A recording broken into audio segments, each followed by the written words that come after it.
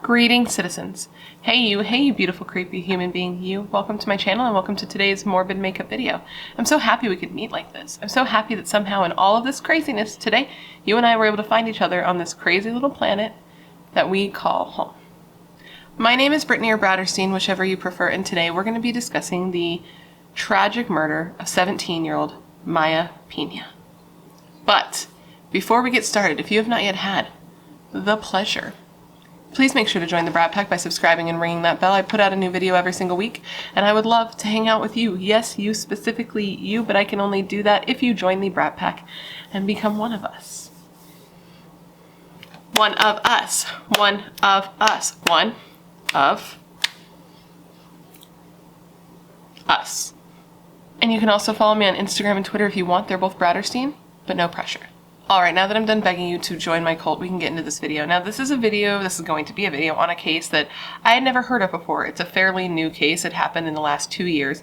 And as soon as I heard the details of this case and saw a photo of Mya, it felt like my heart, contracted, because Mya was so beautiful. And from everything I've read online about her, it seems like that's who she was inside and outside. And she was murdered in such a horrible way, and by a person that it really seems like she did everything she could to try to help, even though she knew that this was a very damaged human being. She seemed like she did everything that she could to be here for this person and to shine her inherent light on their lives to try to make their life better. And in exchange, this person murdered her with his bare hands. And it's just horrible. So today I'm going to tell you all about it. And while I do, I'm going to put on a full face of makeup, hence the makeup and morbid makeup. Now, if that's not really your thing, that's cool. Thanks for hanging out this long. I hope you find a channel that tells you the story in a way that you prefer. But if you're on the fence, you're not sure how you feel, maybe stick around. I think you could be surprised by how much you like me. With all of that said, come, gather around, and let me tell you the story of the tragic murder of 17-year-old Mya Pena. Mya Evelyn Pena was one of 2 daughters. Her and her sister Alexis, who went by Lexi, were born to their mother Audra Pena, and Mya was born on May 6, 2002, and was given the nickname Bubba by her mother, and Bubba was her mother's world. Mya was her baby, and Mya loved the shit out of her mother too. Like Mya, she would sleep in her mom's bed when her mom would go away on short trips, and the last time her and her mother saw each other, her mother had just gotten back from a trip, and Mya had missed her so much that she followed her into her room and snuggled next to her in bed, just so they could talk about her trip, and the two fell asleep next to each other holding hands. And to me, that's just like the sweetest little memory I've ever heard of. I'm really, really happy for Audra that she got to have that kind of final memory with her daughter, and that it was something sweet like that, because, I don't know, you don't always hear of people getting to have that, and I just think that that's very sweet. And according to her mother, Mya's favorite place in the world was laying in her mom's lap while her mom ran her fingers through Mya's hair, because they were just incredibly close. And Audra was very, very protective, maybe even overprotective of Mya and Mya's sister.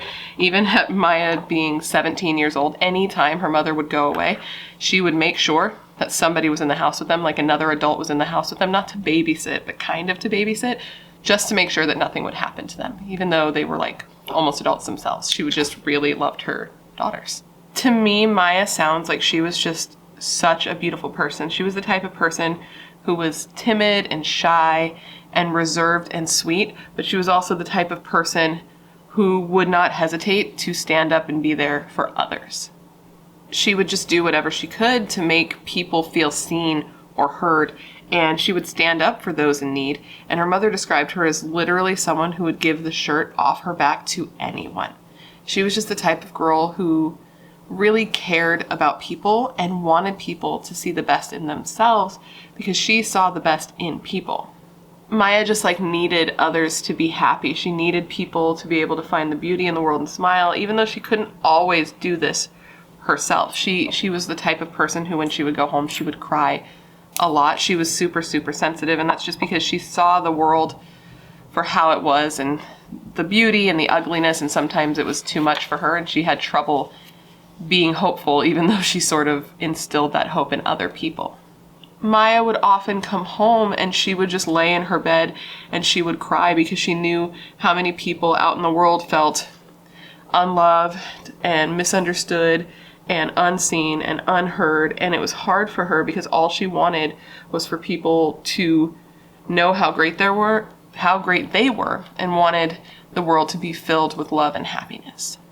Mya's sister Lexi said of Mya and who she was as a person, and I quote, "She had such a warm spirit when she came into the room. It would always make you smile. She loved everyone. She had a really big heart. She was really sensitive. She was a really big protector, so if she saw someone in need and couldn't help themselves, she would be the first one to step up." So where Mya was clearly exceptional based on everything I've told you so far in her young years, she was also just like a normal 17-year-old girl. She was a singer. She was brave, loving to ride four-wheelers. She was athletic. She danced and she did gymnastics. She played soccer and she was a cheerleader. She loved the color blue, and her favorite animal was a giraffe, and she had a good sense of humor. She loved playing tricks on her grandma and her grandpa. Again, her sister Lexi said of her, and I quote, "She was my best friend. My mom is a single mother. It was just us. We always shared a room up until high school. We would do skits and dance competitions."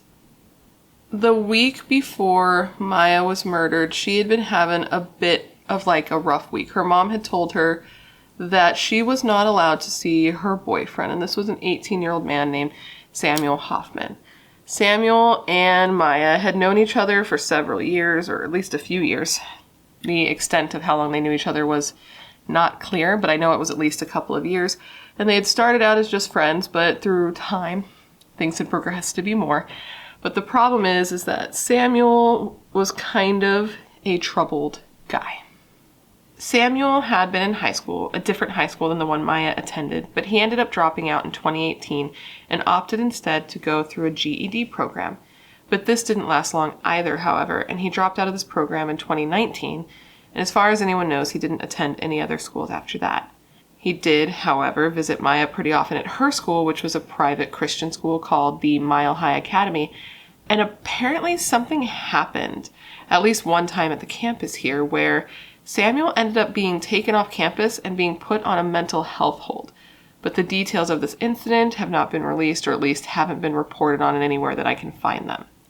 And in addition to this, Samuel was also being looked at by police for a 2019 domestic assault incident against a previous girlfriend in Aurora, Colorado, where apparently he had been arrested for a third-degree assault charge.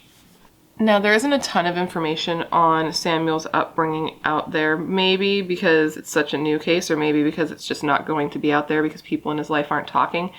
But from what I could gather, it seems like his upbringing in his home life was less than ideal, or at least that he perceived it to be less than ideal, because he was often a pretty sad guy, and he would confide in Mya and also in Mya's mother, Audra, and she would have him over at her house where he would sit with her and like cry his eyes out at her kitchen table, and she would sit there and comfort him and treat him like one of her own, and like hug him and tell him that she's so sorry that he couldn't get this kind of hug from his own mama, which I'm sure now that's very difficult and confusing for her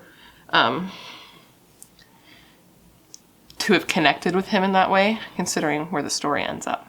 But at the time, this wasn't an issue because Mya, Audra, Lexi, none of them really saw the red flags in Samuel, because Mya had this tendency to bring out the best in people.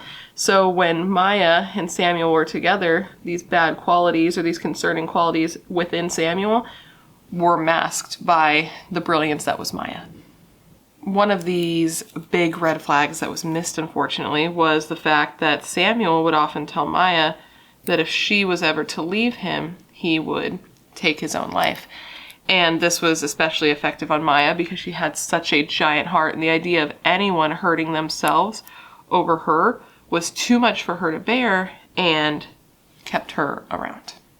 Audra, Mya's mother, said of this, and I quote, "She knew of his mental illness, of his depression, but she had such a big heart she tried to help him.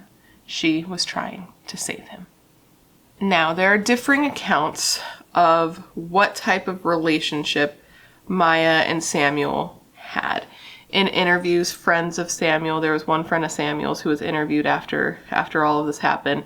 And this friend said that Mya and Samuel had a great relationship, that the two loved each other, and that there was never, that they were the type of couple that you would want to be. Like, that's the kind of relationship you would strive for, or at least that's how Samuel portrayed the two of them and his love for Mya as on social media.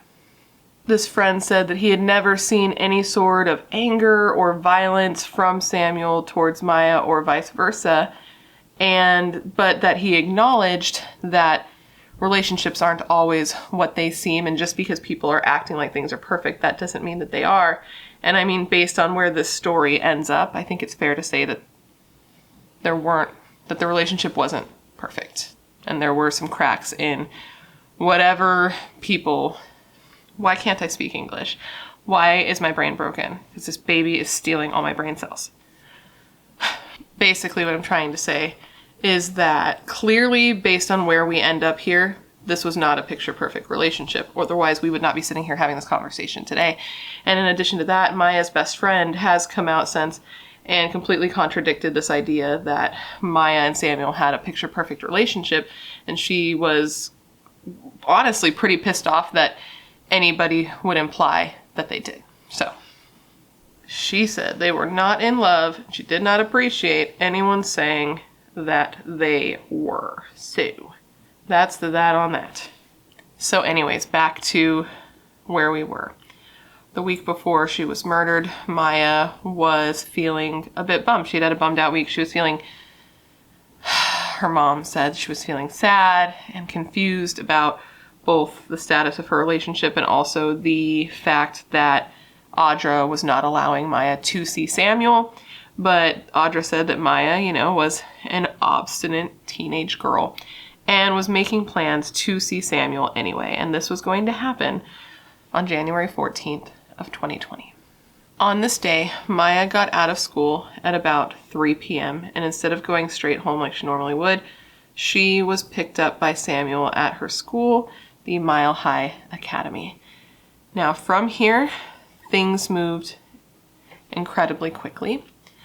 Samuel and Mya left the parking lot of her high school and they drove to a nearby parking lot. I believe it was just across the street, and this was a church parking lot, and the church was called Connections. And while there, sometime between 3:15 and 3:30, so she got off at 3, and between 3:15 and 3:30 that afternoon, Samuel murdered Mya.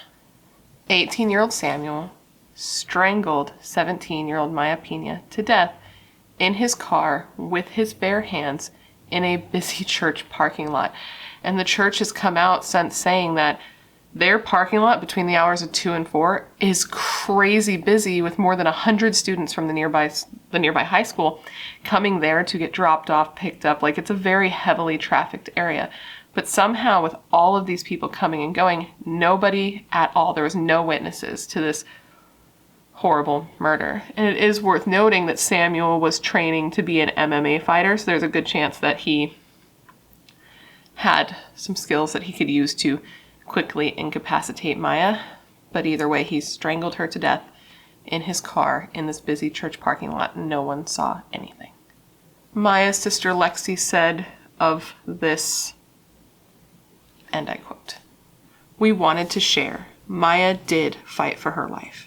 She did not want to leave our family. She was always protective, and we do believe that she died protecting our family, and it was to protect my mom. He did not shoot her. It was strangulation. She did fight. He used a lot of manipulative things to control her because she was a fighter and she wasn't going to go down. Unfortunately, he was a boy. He was overpowering, an MMA fighter, and he had things he used, different techniques that she wasn't prepared for." It's just so sad, man, because it's like, why? Why did this happen? And things escalated so quickly. He picks her up at 3, and by 3:30, she's dead in his car. Like, I just don't understand how it could go from 0 to 100 so quick. And an officer who was investigating the murder after the fact said of this, and I quote, "They drove across the parking lot to another parking lot between 3:15 and 3:30. We believe the suspect murdered our 17-year-old victim. I want to make it clear that the murder did not happen in the school parking lot as it was originally thought. It was in an adjacent parking lot out of their jurisdiction. Now, Audra immediately knew that something was wrong when Mya didn't come home from school, so she reported Mya missing immediately. But the police, surprisingly, were already on this case, and that's because so apparently Samuel had posted something on his social media. It has since been, I believe, deleted, and you can't find it. It hasn't been released anywhere that I can find it. But it was something about him and Mya, and something in reference to the way he treated her.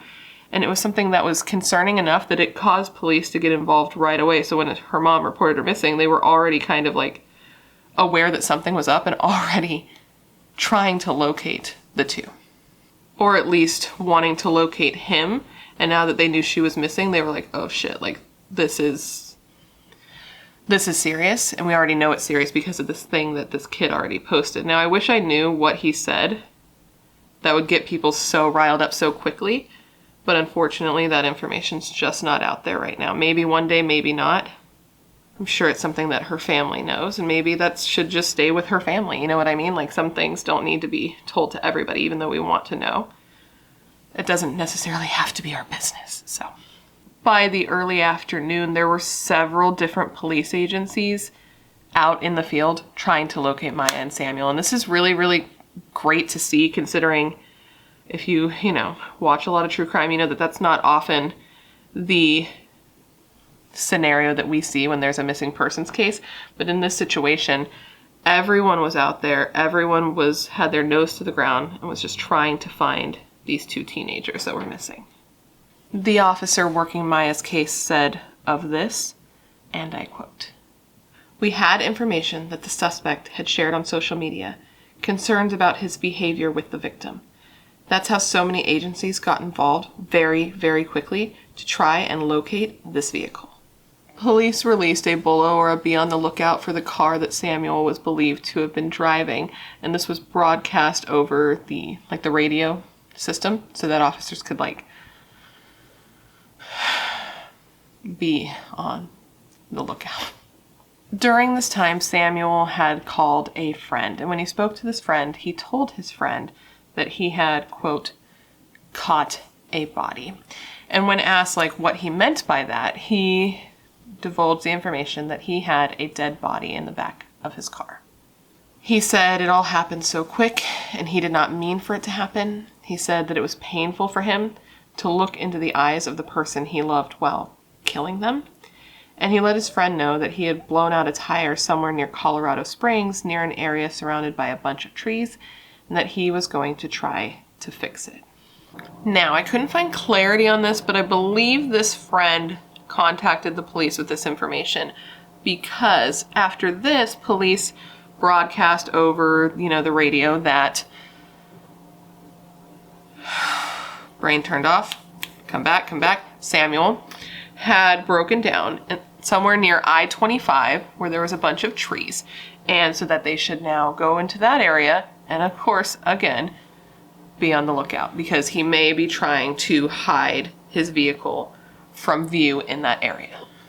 Now, when the first officers arrived on this area, they found a white vehicle that they thought was Samuel's, and they were like, fuck yeah, that's awesome, we found him so fast.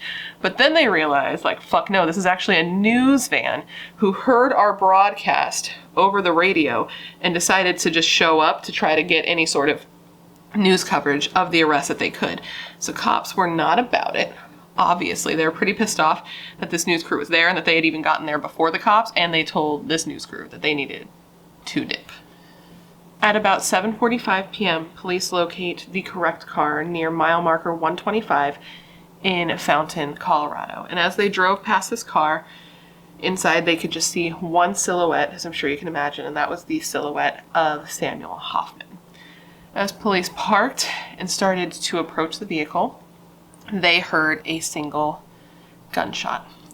Samuel Hoffman had killed himself with a single gunshot wound from a .22 caliber pistol. And when police searched the car, they found Mya dead in his backseat. A spokesperson for the El Paso County Sheriff's Office said of this, and I quote, Our dispatch center aired a "Be on the lookout" with a specific vehicle description. A law enforcement official was out here. We had the state patrol assisting. We also had our deputies out here searching for that specific vehicle description that was aired on the radio. And they're the ones who came across the 2 deceased bodies. The road where this happened was shut down for several hours, as I'm sure you can imagine, while police tried to figure out, like, just to sort through the mess, because it was such a fucking mess, man. Like, nobody wanted this to be the outcome. Nobody wanted this to be the outcome.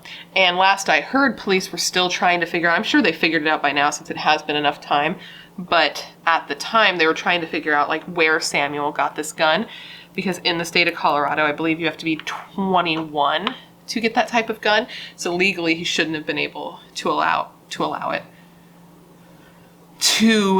I just spit everywhere. Wow.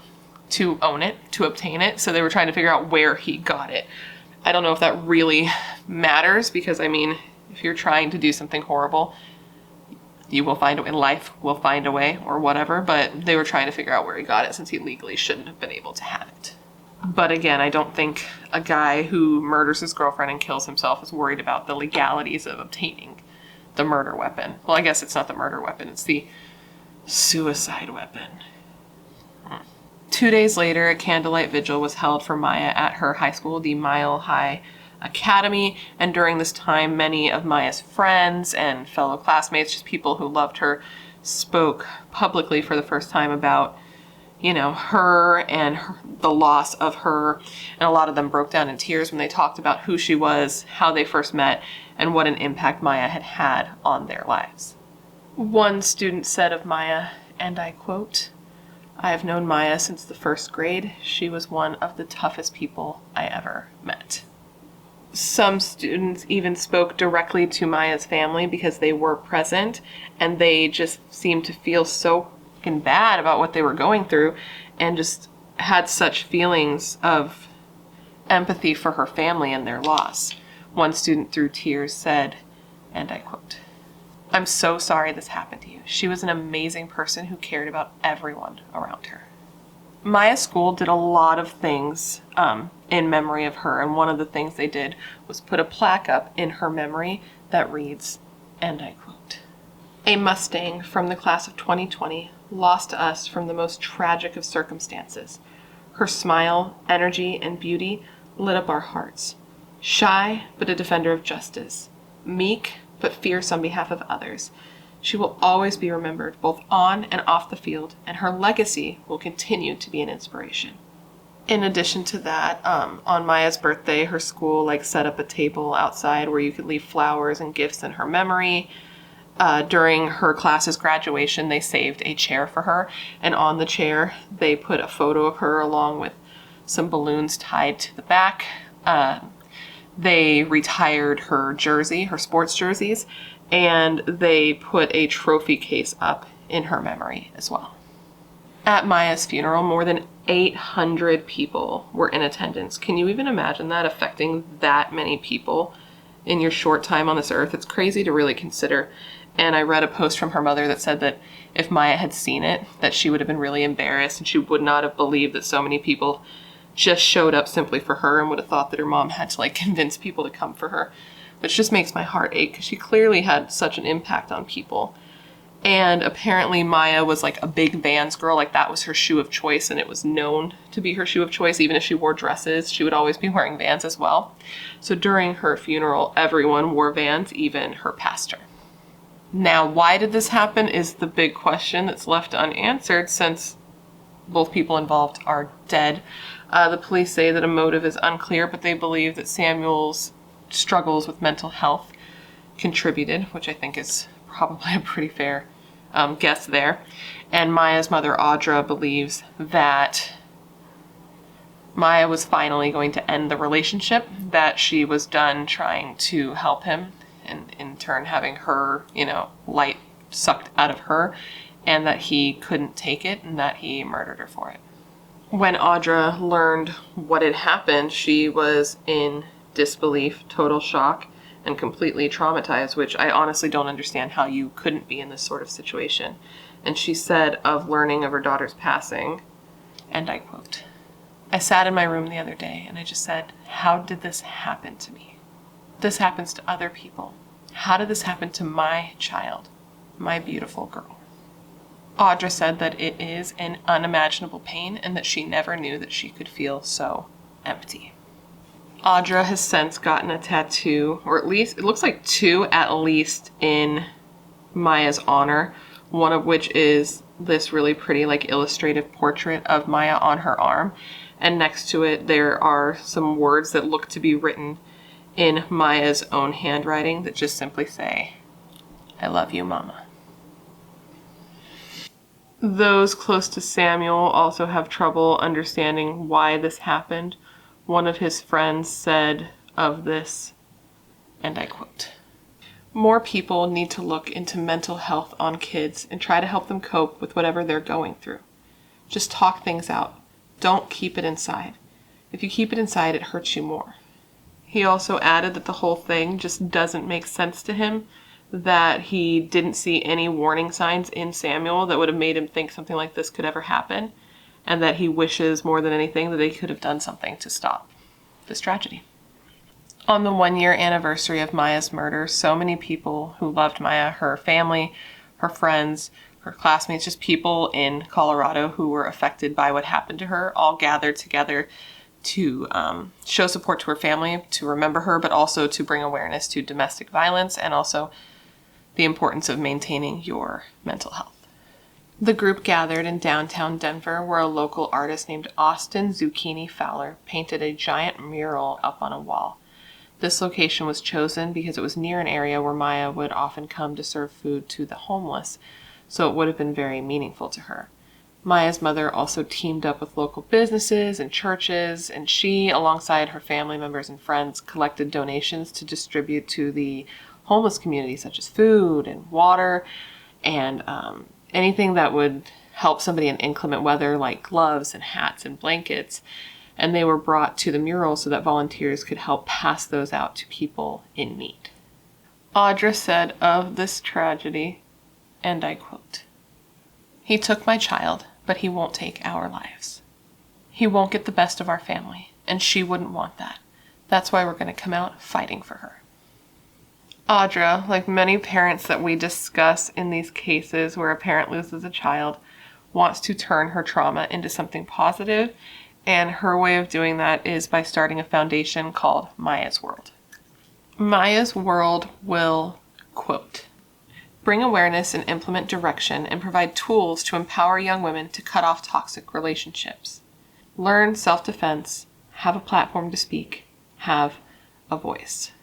They also want to empower young women to take self-defense classes and to get better counseling for mental health in schools. Now I want to give you one last quote from Mya's mom. It's a very short one before getting into a little bit of statistics here regarding domestic violence, particularly with teenagers, since that's something that Mya's World wants to focus on and wants to educate with. So Mya's mother, Audra, said of her daughter, and I quote, Mya died fighting. I will continue her fight. These statistics kind of blew my mind a little bit, if I'm honest with you, because I had never really, I knew that it was a problem, but I never sat down and really, read statistics. It's not something that I tend to do. But apparently, 1 in 3 young people will be in an unhealthy or an abusive relationship, and women, females, girls aged 16 to 24 are 3 times more likely to be abused by their partner than anyone else in the population. And apparently, a lot of kids, younger people, particularly teenagers that this happens to, don't come forward because they're embarrassed. They don't want to get their partner in trouble, and they don't know what laws are actually out there to protect them in these instances. Some things that you can look out for, either as a teenager yourself, look out for these things for yourself, or as a parent of a teenager, things that you can look for to kind of see this in advance and nip it in the bud, are as follows. If your partner or your teen's partner is overly jealous or possessive of them, if you notice that you or your teen spend less time with your family and your friends and stop doing things that they love, or if your partner or your teen's partner shows a lack of respect for yours or your child's goals or ambitions, if your teen feels the need to continually check in with their partner, Or, of course, if you are getting injured or if you notice injuries on your kids, so bruises, scratches, cuts, things that they can't really explain and things that don't really make sense for them or for you if this is for you. These are things that you need to pay attention to and that should raise some eyebrows, clearly. If you notice these things with your kids, it's recommended that you talk to them. Let them know that you're there for them. Let them know your concerns. Let them know the resources, but to do the best you can to like avoid ultimatums, not grounding them and saying that you can't see them, because then your kid will just disobey you and go behind your back to still see and talk to this person. And then they're just being less honest with you, which is obviously not what you want, because you don't want this relationship to be a secret, because then if it escalates, they're going to be less likely to tell you. It just seems like you're damned if you do and you're damned if you don't. It seems like an impossible task. I cannot imagine being the parent of a teenager in a situation like this, because it's like, it just seems so impossible. It seems like no matter what you do, you're doing it wrong. And it seems like there is no right way to handle this. And it just, I feel for parents that have to go through something like this and have to navigate this sort of thing, because it just seems like no matter what you do, it's the wrong thing. And then you have like headstrong teenagers who just believe that they know what's best and that they can handle themselves because they're adults, like they're almost adults. And you can only do what you can do. And from there, you have to hope that your kids have good judgment as well. And teenagers oftentimes don't. I just feel like so often with teens, it's like they think they know what's best. They're not children. They know what's best for them. You just don't understand. My parents just don't understand. It's hip to be a square. You know what I mean? Just like my parents don't know this person like I do. They don't know all their good qualities. They're just not seeing it the right way. And it seems just really hard to figure out how to do it properly. I guess all you can do is be honest, be open, tell them that that's what you'd appreciate from them as well, and just hope for the best. And that doesn't seem very promising. I feel like this case has just sort of defeated me. Reading those statistics has me feeling very defeated. Reading what parents should do has me feeling defeated. And that's kind of that on that. But with that said, that, my friends, is the story of the tragic murder of 17-year-old Mya Pena. And isn't that just the saddest thing? Just, it's so sad, man. I feel so bad for everyone involved. I feel bad for her, obviously, going through what she went through. And also, I just feel so bad for her family having to, like, navigate life after something like that. To have this happen, to have your child murdered, and then to have your child's murderer kill themselves, so you're left with no real answers. Like, you can speculate, and you can guess, and you can do the best with the information you have, but I feel like there's no closure with something like that, because there's no one left to answer any questions, and that's just really sad and really horrible. And I feel so bad that they have to go through that, because it just seems like endless pain on top of the endless pain of losing your kid. And that's just horrific. And it loses meaning when you say it so much, like horrific and terrible and tragic. It loses meaning, but like, it really seems like that's what it is. I can't imagine living through something like that, But anyways, guys, that completes this video. I hope you found it interesting and informative, and it gave you all the information you would want when looking into this case. And of course, I want to thank you for remembering Mya with me today. She was such a young and beautiful woman who was stolen from this world way too young, and that's tragic, and her story just breaks my heart. Her mother's pain just aches me. I can't imagine going through life after losing your child. It seems like it's just too much to even bear. But anyways, please let me know down below of any cases you'd like to see me cover in the future. As you know, I have a long list of cases, and anytime you leave a suggestion, I add the suggestion to the list with your name next to it, so if I cover it, I can give you a shout out, because I know you're filled with good ideas and good taste. Otherwise, you would not be here. If you haven't already, please don't forget to join the Brat Pack by subscribing and ringing the bell. I put out a new video every single week, and I would love to hang out with you. Yes, you, specifically you. And if you want to hang out more consistently, you can follow me on all my social media. Everything's listed down below for you, including all the makeup I used, earrings, nail polish. It's all down there for your convenience, along with a link to my merch store, which is also down there. Everything's down there. It's just down there for you. after every single video in case you want access to any of it. Yeah, that's pretty much it. And with all of that said, I just want to thank you for being here when you could literally be anywhere else in the world. That is tight. You are tight. Please stay safe and be a better person than you were yesterday, and I hope to see you in my next video. Bye.